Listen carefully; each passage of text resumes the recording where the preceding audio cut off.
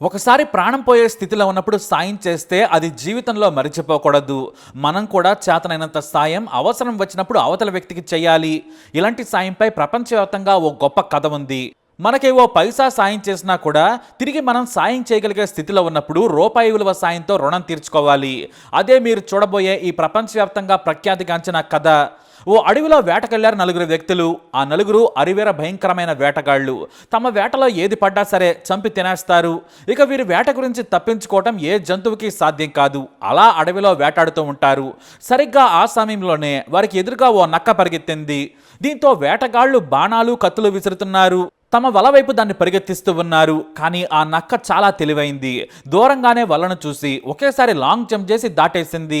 అయినా వేటగాళ్లు వదిలిపెట్టలేదు. మెరుపు వేగంతో దాని వెంట పడుతూనే ఉన్నారు. సరిగ్గా ఆ సమయంలోనే ఓ వేటగాడు చిన్న విల్లు విసిరాడు. సరాసరి ఆ విల్లు నక్క కడుపులో దిగింది. దీంతో నక్క ఒక్కసారిగా కింద పడిపోయింది. వెనుక వేటగాళ్లు పరిగెడుతున్నారు. కానీ నక్క మాత్రం మళ్లీ శక్తిని కూడదీసుకొని లేచి పరిగెత్తడం మొదలుపెట్టింది. అలా అడవి దాటింది. అప్పుడే దూరంగా ఓ చిన్న గుడిసె కనిపించింది. ఆ గుడిసెలోకి వేగంగా దూరింది నక్క.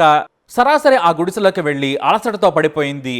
ఆ గుడిసెలో రాజయ్య చిన్న మంచంపై పడుకొని ఉన్నాడు. అతని వయసు ఇంచుమించుగా 21 ఏళ్ళు. అతని కాళ్లను నాకింది నక్క.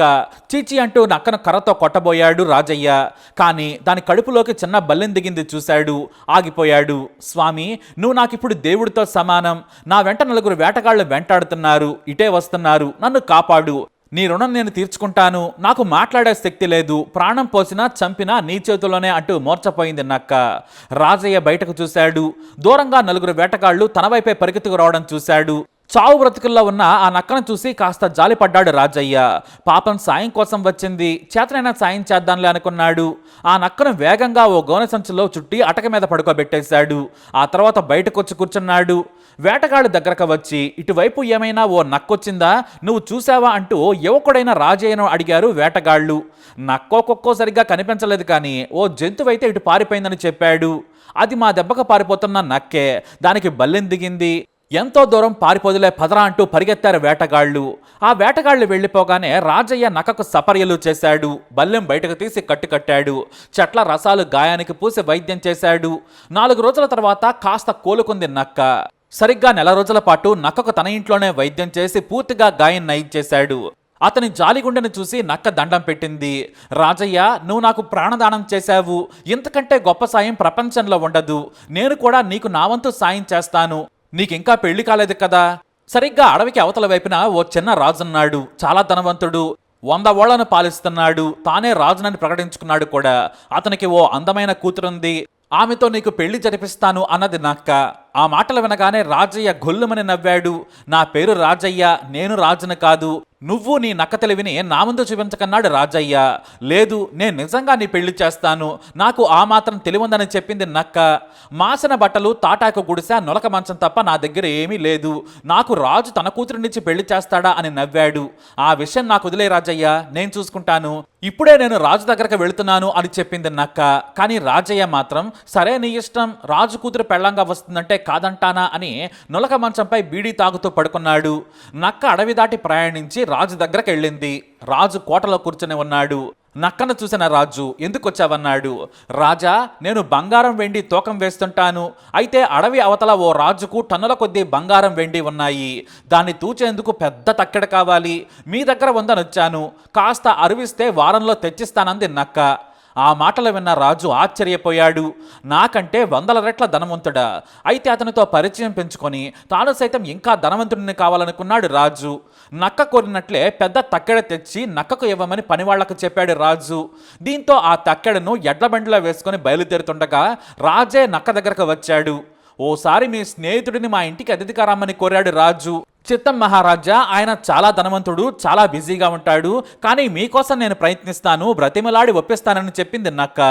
ఆ మాటలు వినగానే రాజు సంతోషించాడు. ఇక నక్క బయలుదేరింది. సరిగ్గా ఏరు దాటగానే తక్కడిని కిందకు దించి అంతా గీతలు పడేలా రాయితో గీకింది నక్క. ఎవరో చూడటం లేదు కదా అని కాస్త తక్కడిని వంచింది. ఇక అక్కడి నుంచి సరాసరి అది తీసుకుని రాజన్న ఇంటికి వెళ్ళిపోయింది. నువ్వేం చేస్తావో ఏమో నాకు తెలియదు. నాకు అరచేయంత వెండి బిళ్ళలు కావాలని అడిగింది. అవి కూడా ఎక్కువగా మందం ఉండేలా. కానీ నా దగ్గర లేవన్నాడు రాజయ్య. నీకు రాజు కూతురుతో పెళ్లి కావాలి. జీవితాంతం సుఖంగా బ్రతకాలంటే నాకిప్పుడు నేను అడిగింది ఇవ్వు. మందంతో ఉన్న అరచేయంత వెండి బిళ్ళలు నాకు కావాల్సిందే అంది. సరేనని తన దగ్గర ఉన్న డబ్బుతో ఆ నక్క అడిగింది ఇచ్చేశాడు రాజయ్య. వాటిని తీసుకొని మళ్ళీ రాజు దగ్గరకు వెళ్ళింది. ఇదిగో మీ తక్కడ రాజుగారు అని చెప్పింది నక్క.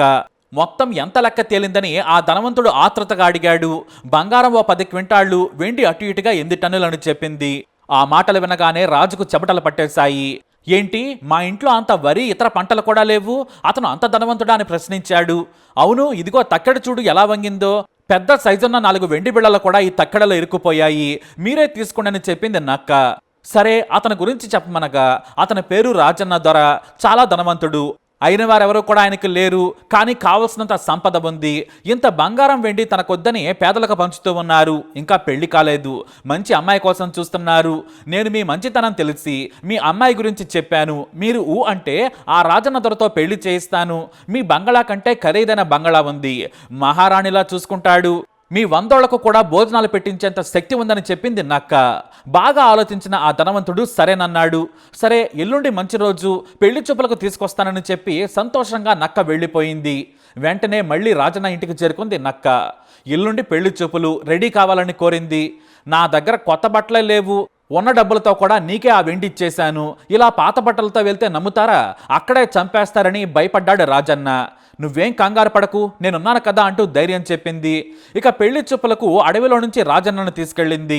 సరిగ్గా ఆ ధనవంతుడైన రాజు కోటకు కాస్త దూరంగా ఆగిపోయింది నక్క. ఆ పక్కనే ఓ బురద మడుగు కనిపించింది. అందులోకి రాజన్నను నెట్టేసింది. నువ్వు బురదలో నుంచి వచ్చి ఎక్కడే కూర్చో, వస్తానని చెప్పి సరాసరి ధనవంతుడింటికి వెళ్ళిపోయింది.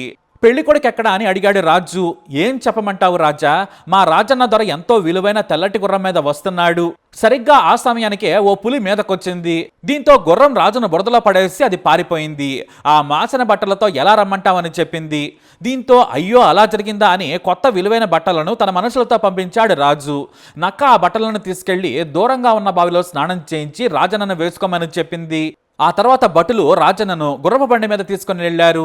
అయితే కోట్లోకి వెళుతుండగానే రాజన్నకు కొన్ని సలహాలు చెప్పింది నక్క. ఈ రాజు ఇంట్లో కాస్త మర్యాదగా ప్రవర్తించు, లేకిలా తినకు, బట్టలు పద్దాకా చూసుకోకు, కోట మొత్తం ఏదో తిరిగి తిరిగి చూడకు, బెత్తర చూపులు అసలు చూడొద్దు, అనుమానం వస్తే దొరికిపోతామని చెప్పింది. రాజన్న ముందు సరేనన్నాడు. కానీ సరిగ్గా కోటలోకి వెళ్ళగానే ఆ ఇంటిని చూసి ఆశ్చర్యపోయాడు రాజన్న. తన బట్టలు చూసుకుంటూ మురిసిపోతున్నాడు. రాజు తన కూతురును పెళ్లి చూపులకు తీసుకొచ్చి కూర్చోబెట్టాడు. ఆమెను తదేకంగా చూశాడు. దీంతో ఆమె సిగ్గుపడుతూ వెళ్ళిపోయింది. ఇక లేకిలా నాకి భోజనాలు చేశాడు. ఇంటిని తదేకంగా చూస్తూ తిరిగాడు. అతని వాలకం చూసి రాజుకి కోపం వచ్చింది. ఏంటి నక్కగారు, మీరేమో రాజన్నారు, ఆయన ఇలా తన బట్టలను తానే చూసుకుంటున్నాడు, ఎప్పుడూ భోజనమే చేయనట్లు ప్లేట్ అంతా నాకేశాడు అని అడిగాడు రాజు. ఓ అదా, మీరు ఇచ్చిన బట్టలు చాలా వదులుగా ఉన్నాయి, మరి ఆయనకు చిరాగ్గా ఉంది. ఇక రోజు 100 రోజులతో భోజనం చేసే ఆయనకు మీరు మహా అయితే 25 పెట్టారు. అయినా మీరు బాధపడకూడదని బాగా నచ్చినట్లు ఆయన అలా చేశారు. ఇక ఇల్లెందుకు చూస్తున్నారంటే, ఒకటైనా తన ఇంట్లోని వస్తువు కంటే విలువైనది కనిపించకపోతుందా అని ఆతృతగా చూస్తున్నారని కవర్ చేసేసింది నక్క. దీంతో రాజు అవునా సరేనన్నాడు. తనకు రాజన్న దొర అందం నచ్చింది, ఆస్తులు నచ్చాయి. అంత పెద్ద ధనవంతుడికి తన కూతురునిచ్చి పెళ్లి చేయటం ఇష్టమేనన్నాడు. అయితే మరో 4 రోజుల్లోనే పెళ్లి చేద్దామన్నాడు రాజు. నక్క సరేనంది. రాజన్న దొర కూడా ఒప్పుకున్నాడు. అయితే ఇక అడవికుండా తిరుగు ప్రయాణమయ్యారు నక్క, రాజన్న దొర. దారిలో వెళుతుండగా ఓ 10,000 గొర్రెలు, మేకల మంద, ఓ 1000 ఆవులు, ఓ 500 ఇతర పశువులు అటుగా వెళుతున్నాయి. వాటిని చూసి కాపరలను అడిగింది నక్క. ఇంత పెద్ద మంద ఎవరిది అని అడిగింది. ఓ అది మీకు తెలియదా, ఇది గజ దొంగ గంటం దొరది. ఆయన ఇల్లు చూసావా, ఈ దేశంలోనే ఉండి ఉండదు, మొత్తం పాలరాయితో చేసింది. ఆయన పేరు చెబితే అంతా భయపడతారని చెప్పారు కాపరలు. ఆ మాట వినగానే నక్కకు వెంటనే ఐడియా వచ్చింది. మీరు నాకు చెప్పారు కాబట్టి సరిపోయింది. ఈ మాట అడవి అవతల రాజుకు, ఆయన మనుషులకు చెప్పకండి. గజ దొంగ గంటం దొరను చంపేందుకు ఇటుగా వస్తున్నాడు. ఆయన వెంట 1000 మంది ఉన్నారు. మీ ప్రాణాలు కాపాడుకోవాలంటే ఈ మంద ఎవరిది అంటే, ఇదిగో మా రాజన్న దొర పేరు చెప్పండి. ఈయన డ్రెస్ చూశారు కదా, ఆయన చాలా క్లోజ్ ఫ్రెండ్స్. ఈయన పేరు చెబితే చాలు, ఆ రాజు మిమ్మల్ని ఏమీ అనడు. కాబట్టి ఆ ఇల్లు కూడా మా రాజన్న దొరదే అని చెప్పమంది నక్క. ఆ తర్వాత గజ దొంగ ఇంటికెళ్ళింది నక్క. రాజన్నను కూడా తోడుగా తీసుకెళ్ళింది. ఆ ఇంటిని చూసి నక్కకు సైతం కళ్ళు తిరిగాయి. 100 ఎకరాల్లో విశాలమైన ఇల్లు, విదేశీ మార్పులతో తాజ్మహల్లా మెరిసిపోతుంది కోట. ఇంట్లోకి వెళ్ళగానే గజదొంగ వారిని భయపెట్టాడు. ఎంత ధైర్యం ఉంటే ఇంట్లోకి వస్తున్నారని అడిగాడు. నీ ప్రాణం కాపాడేందుకే వచ్చామని తెలివిగా సమాధానం చెప్పింది నక్క. అదేంటన్నాడు గజదొంగ గంటం ధర. నీ కోసం అడవి అవతల ఉన్న రాజు 1000 మందితో 4 రోజుల తర్వాత దాడికొస్తున్నాడు. ఆయన దగ్గర విదేశీ తుపాకులు కూడా ఉన్నాయి. నువ్వు కనిపిస్తే చంపేస్తాడు. నీ మీద 1000 మంది ఫిర్యాదు చేశారట. మేకలు, గొర్రెలు, బంగారం, వెండి అన్నీ దోచుకున్నావట అని చెప్పి భయపెట్టింది. మరైతే నేనేం చేయాలన్నాడు గజదొంగ. నువ్వు నీ మనుషులు ఆ రాజును ఎదుర్కోలేరు. ఇదిగో ఈయన పేరు రాజన్న.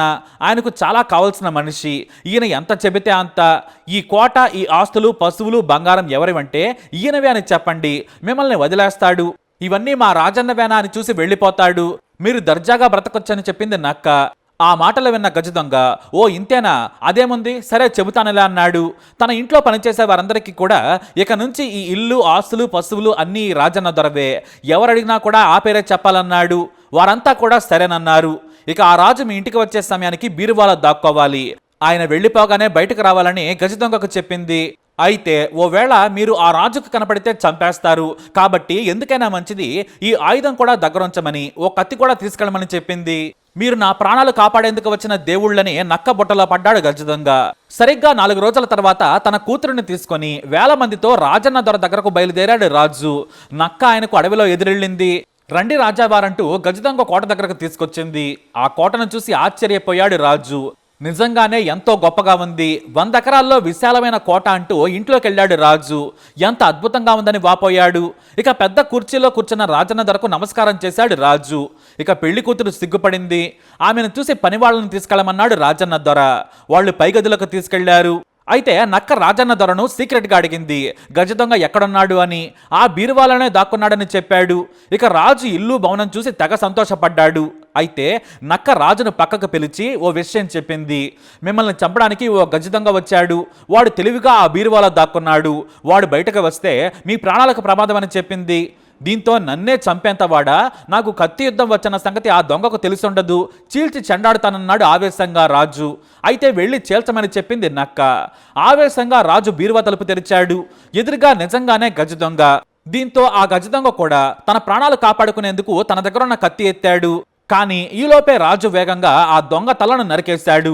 అంతే, దొంగ ప్రాణాలు పోయాయి. ఆ గజదొంగ శవాన్ని అడవిలో పాతిపెట్టి రమ్మని తన మనుషులకు చెప్పాడు రాజు. ఆ దృశ్యం చూడగానే రాజన్న దొరకు భయం వేసింది. కానీ నక్క భయపడకని సైగ చేసింది. ఆ తర్వాత గజదొంగ కోట, ఆస్తులు, సిరి సంపదలన్నీ కూడా రాజన్న దొర అనుభవించాడు. అలాగే ఆ సమయంలో ఓసారి నక్క వైపు చూశాడు. రాజన్న రుణం తీర్చుకున్నానని రాజన్న కళ్ళను చూసి అర్థం చేసుకుంది నక్క. ఇక సెలవు అని చెప్పింది.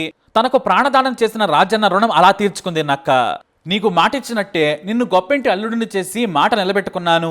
ఇక వెళ్ళొస్తా. పిల్లా పాపలతో హాయిగా కలకాలం కాలు మీద కాలేసుకుని బ్రతుకు అని చెప్పి అక్కడి నుంచి వెళ్ళిపోయింది నక్క. కానీ ఆ రహస్యాన్ని మాత్రం ఎప్పుడూ మనసులోనే పెట్టుకోమంది.